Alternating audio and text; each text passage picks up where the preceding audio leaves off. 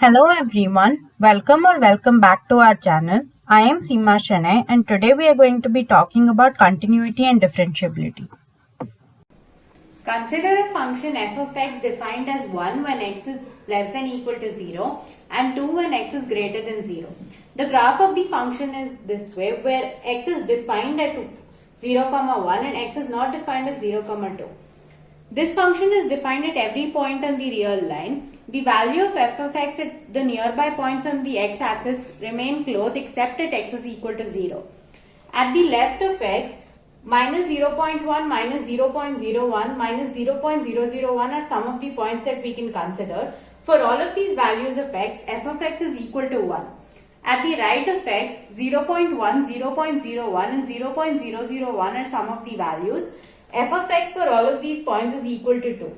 Therefore, we can conclude that the left hand limit of f at 0 is equal to 1 and the right hand limit of f at 0 is equal to 2. We cannot draw the graph of this function without lifting the pen from the plane of the paper. Therefore, the function is not continuous at x is equal to 0. We modify the function slightly so that f of x is defined as 1 when x is not equal to 0 and 2 when x is equal to 0. This is the graph of the function. This graph is also defined at every point on the real line. The left and right hand limit at x is equal to 0 is 1. But the value of f of x at x is equal to 2 is 2. The value of the actual function does not coincide with the left and right hand limit. We cannot draw the graph of the function without lifting the hand from the plane of the paper. This implies that f of x is not continuous at 0. A function can only be considered to be continuous at a particular point if we can draw the graph of the function around the point without lifting the pen from the plane of the paper. By definition, let f be a real function on the subset of real numbers. C is a point in the domain of f. Limit x tends to c, f of x is equal to f of c. If the left hand limit, right hand limit and the value of the function at x is equal to c exist and are equal to each other, f is defined to be continuous at x is equal to c. If the right hand limit and left hand limits at x is equal to c coincide, the common value is the limit of the function at x is equal to c. Therefore, a function is continuous at x is equal to c if the function is defined at x is equal to c and the value of the function at x is equal to c is equal to the limit value of the function. If f is discontinuous at c, c is known as the point of discontinuity of f. The first question is check the continuity of the function f of x is equal to 2x plus 3 at x is equal to 1. At x is equal to 1, f of x is equal to f of 1 which is equal to 5. Limit of f of x tends to 1 is equal to limit x tends to 1 2x plus 3 which is equal to 5. Therefore, f is continuous at x is equal to 1. The second question is check if the function f of x is equal to x square is continuous at x is equal to 0. At x is equal to 0, f of x is equal to f of 0 which is equal to 0. Limit of x tends to 0, f of x is equal to limit x tends to 0 x square which is equal to 0. Therefore, f is continuous at x is equal to 0. Any real function f is continuous if it is continuous at every point in the domain of f. For example, f defined on closed interval a, b, then for f to be continuous, f should be continuous at every point in closed interval a, b, including at the endpoints a and b. So the continuity at a would imply limit x tends to a plus f of x is equal to f of a, and continuity at b implies limit x tends to b minus f of x is equal to f of b. The next question is check the continuity of the function f of x is equal to 1 by x not equal to 0. For any non-zero real number c, the limit x tends to c f of x is equal to limit x tends to c 1 by x which is equal to 1 by c. Since c is not equal to 0, f of c is equal to 1 by c. Therefore, limit x tends to c is equal to f of c and hence f is continuous. We will now talk about the concept of infinity. We have to analyze f of x is equal to 1 by x near x is equal to 0. So to calculate the value of the right hand limit, we will consider some values of x that are greater than 0 but very close to 0. For x is equal to 1, f of x is equal to 1, x is equal to 0.3, f of x is equal to 3.33, x is equal to 0.2, f of x is equal to 5, x is equal to 0.1, f of x is equal to 10, and for x is equal to 0.01, f of x is equal to 100. As x gets closer to 0, f of x becomes greater and greater. At a value of x that is very close to 0, limit x tends to 0 plus f of x is equal to positive infinity. Infinity is not a real number and therefore f of x at x is equal to 0 does not exist. For calculation of the left hand limit, we consider some values of x that are very close to 0 but less than 0.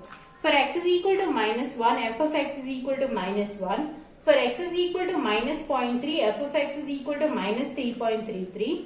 For x is equal to minus 0.2, f of x is equal to minus 5. X is equal to minus 0.1, f of x is equal to minus 10. For x equal to minus 0.01, f of x is equal to minus 100. As x gets closer and closer to 0, the value of f of x becomes smaller and smaller.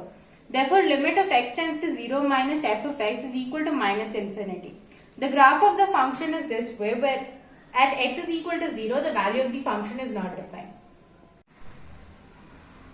Next question is, discuss the continuity of the function f of x is equal to x plus 2, x less than equal to 1, and x minus 2, x greater than 1 at x is equal to 1. So for c less than 1, f of c is equal to c plus 2. So limit x tends to c, f of x is equal to limit x tends to c, x plus 2, which is equal to c plus 2. For c greater than 1, f of c is equal to c minus 2. Therefore, limit x tends to c, f of x is equal to limit x tends to c, x minus 2, which is equal to c minus 2. If c is equal to 1, the left hand limit at x is equal to 1 implies limit x tends to 1 minus f of x is equal to limit x tends to 1 minus x plus 2 is equal to 3.